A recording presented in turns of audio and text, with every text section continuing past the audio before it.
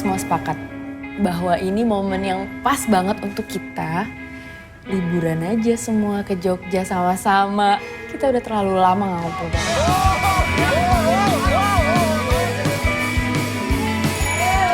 Pemirsa, sejak diluncurkan sequel pertamanya, film produksi Miles Ada Apa Dengan Cinta menjadi hits di eranya sendiri. Demikian pula sequel keduanya yang banyak menggunakan setting lokasi di kota Yogyakarta, yaitu hampir 70%. Apa yang saya lakukan ke kamu itu nggak adil. Hal ini membuat muncul destinasi baru wisata di Yogyakarta, yakni napak tilas syuting film AADC 2 ini.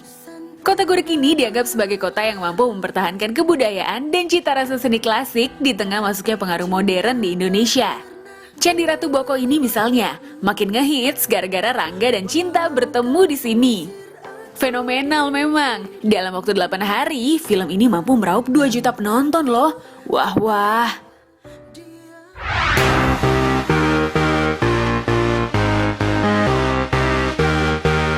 Nah, terlepas dari lokasi film yang digunakan AADC 2 di perbukitan yang sama dengan Candi Ratu Boko, ada pemandangan yang ditawarkan oleh Candi Ijo yang juga menarik untuk menjadi tujuan wisata. Candi ini ternyata merupakan candi tertinggi di Yogyakarta. Berada di atas ketinggian sekitar 395 meter di atas permukaan laut, terbenamnya matahari bisa menjadi saat yang paling indah untuk menikmati pemandangan sekitar. Gak hanya terkenal dengan destinasi wisatanya, Yogyakarta juga memiliki beragam wisata kuliner yang menarik. Kalau dulu Jogja terkenal dengan makanan yang manis-manis, nah sekarang mulai banyak makanan unik dan juga makanan yang mampu membakar lidah penikmatnya.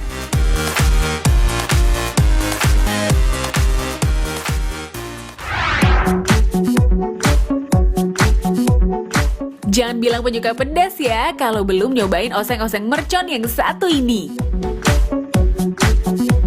Entah bagaimana awalnya, makanan yang super pedas ini lebih dikenal dengan sebutan oseng mercon. Mercon adalah petasan dalam bahasa Jawa ya. Saking banyaknya cabai rawit yang digunakan, membuat makanan ini dijuluki oseng mercon. Misi Bu, wah lagi masak ya. Bu, aku boleh sambil lihat ya gimana cara masaknya oseng-oseng mercon? Boleh. Ini lagi ngapain nih sama Ini cabai? baru gongso ya, gongso cabai. Ibu-ibu di rumah pasti tahu nih, apa itu daging koyor. Yap, sisi daging yang banyak lemaknya ini menjadi bagian penting bagi oseng mercon. Setelah direbus bersih, maka daging koyor akan dipotong kecil-kecil. Lalu ditumis dalam bumbu halus yang terdiri dari bawang merah, bawang putih, lengkuas, jahe, dan daun salam. Setelah itu, campurkan bumbu sambalnya ya. Lalu tambahkan gula Jawa dan didihkan kembali.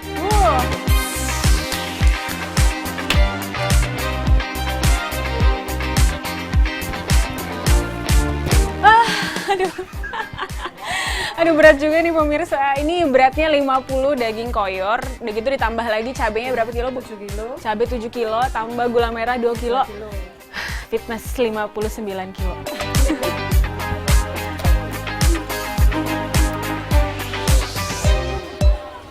Nah, ini udah matang ya Bu? Pemirsa, oseng-oseng merconnya udah mateng nih. Tapi oseng-oseng mercon ini cuma dijual malam hari jam 6 sampai jam 12 malam. Dan spesialnya kalau misalnya hari Sabtu atau malam Minggu, cabenya dilebihin 2 kilo. Pedes-pedes deh tuh ya.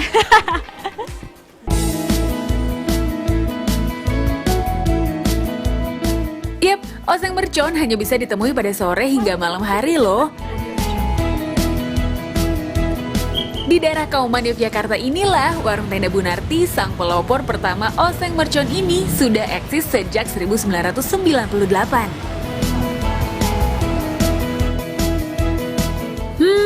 Belum benar-benar dibuka aja, udah banyak pengunjung yang antri nih.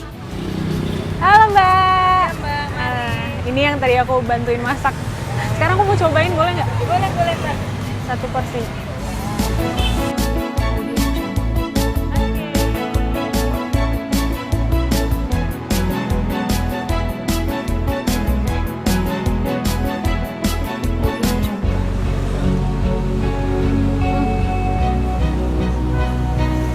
Pemirsa, ini dia nih kenapa dibilang oseng-oseng mercon. Soalnya pas digigit, itu rasanya kayak meledak di dalam mulut. Tapi anehnya, makin pedes, makin nagih dan makin penasaran.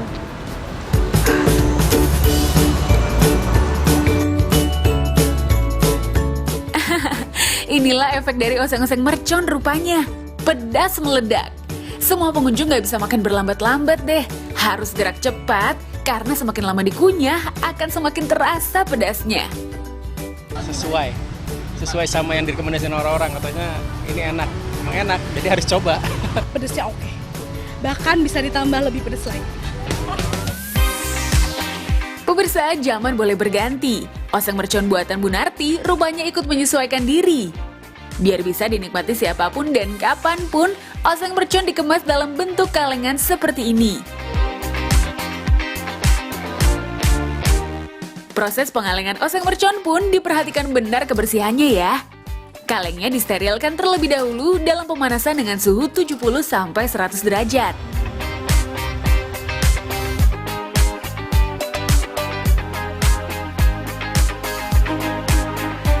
Nah, setelah diisi dengan oseng mercon yang sudah masak, lalu ditimbang secara manual.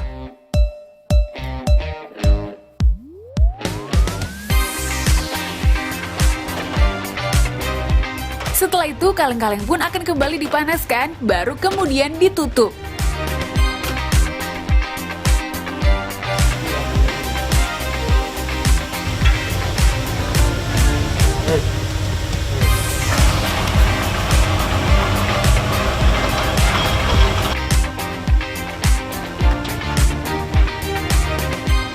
Masih ada proses selanjutnya loh. Kaleng yang sudah ditutup dimasukkan ke dalam mesin pemanas dengan suhu 121-125 derajat. Setengah jam kemudian, mesin akan otomatis melakukan pendinginan untuk memastikan bakteri benar-benar mati. Nah, baru setelah itu, kaleng-kaleng akan dikeluarkan dan siap menjalani masa karantina selama 10 hari sebelum akhirnya dipasarkan. Nah, jadi jangan sepelekan makanan tradisional ya. Bisa kok mendunia.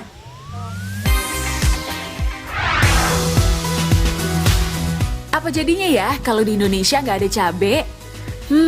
Jangankan nggak ada. Ketika harga cabai naik pun sempat membuat kehebohan hingga pemerintah sampai harus mengimpor cabai dari negara tetangga supaya harga cabai kembali turun dan mengurangi gejolak di masyarakat. Segitunya ya cinta sambal. Kuliner tradisional Indonesia memang banyak yang bercita rasa pedas, ala-ala Padang misalnya. Masakan serba pedas balado sampai jadi inspirasi Ayu Ting Ting bernyanyi lagu ini. Sambala sambala bala sambalado, terasa pedas, terasa panas. Sambala sambala bala sambalado, mulut bergetar, lidah bergoyang, cintamu seperti sambalado. Rasanya cuma di mulut saja. Janjimu seperti sambalado, enaknya cuma di lidah saja. Oh, oh. Colak-colak sambalado, alama oi, dicolak sedikit, cuma sedikit tetapi menggigit. Ujung-ujungnya bikin sakit hati. Ujung-ujungnya sakit hati. Di dalam lidahmu itu. Kecintaan orang Indonesia terhadap sambal rupanya bisa dijelaskan secara ilmiah. Rasa pedas yang dihasilkan oleh cabai mampu mensimulasi sekresi endorfin oleh kelenjar di bawah otak, yaitu senyawa yang memberikan relaksasi dan bersifat mirip seperti morfin. Karena itulah kenapa orang yang hobi makan makanan pedas sudah seperti kecanduan. Karena dengan memakan cabai, seakan tubuh memproduksi morfin alami. Sambalado, itu sambalado. Nah pemirsa, rupanya ada manfaat lain cabai yang gak banyak diketahui orang. Misalnya aja nih, zat kapsaisin dalam cabai bisa mempercepat metabolisme tubuh hingga 25% loh. Dan ini sangat membantu penurunan berat badan lebih optimal. Gimana? Tertarik diet dengan cabai?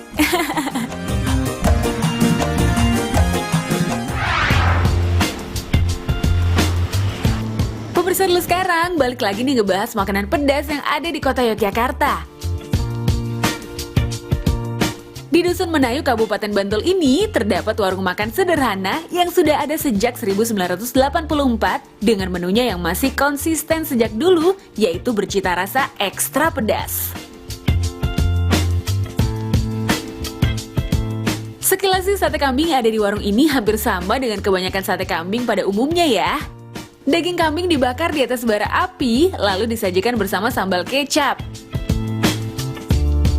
Tapi, ini dia yang membedakannya dengan sate kebanyakan. Yap, irisan cabai rawitnya yang sangat banyak. Wah. Nah, selain sate di warung makan ini, pengunjung bisa memesan beberapa olahan daging kambing lainnya, misalnya seperti tongseng. Tongseng Panano dimasak menggunakan kuah gulai yang ditambah dengan irisan bawang merah, merica, irisan tomat, dan gak ketinggalan cabai rawit. Misi, Pak. Ya, mari silakan. Pak, aku mau cobain dong, Pak. Tongseng sama sate. Ya, silakan. Mau pesen apa? Emang ada level apa aja sih? Dari PAUD, playgroup, 0 kecil, 0 besar, sampai tingkat SD, SMP, sarjana, S1, S2, komplit pokoknya. Karena saya pecinta sambal, saya mau cobain yang profesor. Silakan. Tongseng sama sate ya, Pak. Cicipin dulu, nanti kalau kurang tambah cabenya. Siap.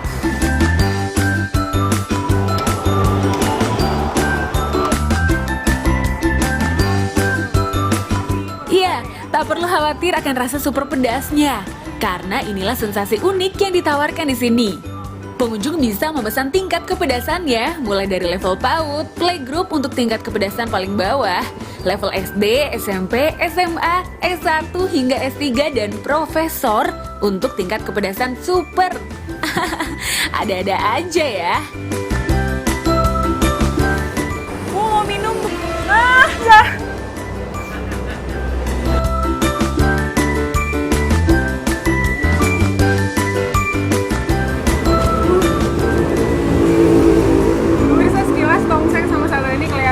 Biasa aja ya, padahal ini sebenarnya ada beberapa level dari mulai PAUD yang nggak pedas sampai tingkat profesor yang paling pedas.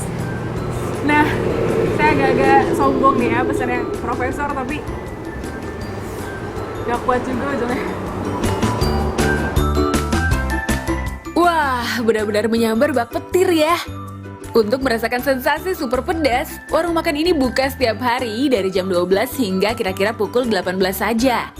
Karena ramai pengunjung, dagangan di sini jadi cepat habis.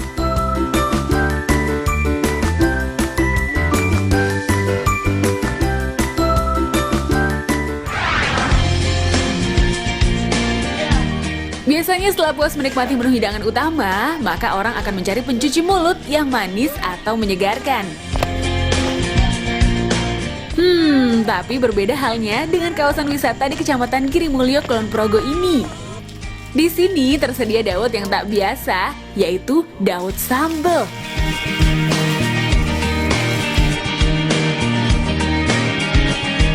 Yap, dawet atau cendol biasanya disajikan dingin dengan campuran santan dan gula merah cair. Pokoknya pas banget untuk diminum saat cuaca terik.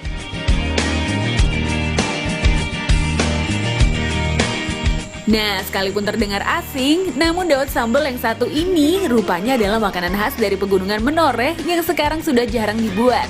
Wah, Bu, saya mau pesen dong dawet sambalnya. Mau makan? Proses pembuatan dawet sambal terbilang mudah pemirsa. Dawet sambal ini berbahan dasar dawet atau cendol yang dibuat sendiri. Lalu ada kecambah, sambal dari kelapa, bawang goreng, gula, dan kerupuk. Dawet yang sudah dituangkan akan langsung dicampurkan dengan bahan-bahan tadi. Yap, hanya dengan waktu kurang dari 1 menit, dawet sambal sudah siap disajikan untuk disantap. Nah, kalau dulu kita taunya dawet itu rasanya manis ya. Tapi dawet sambal di Grojogan Sewu Kulon Progo ini rasanya pedas. Saya cobain, Bu. Iya.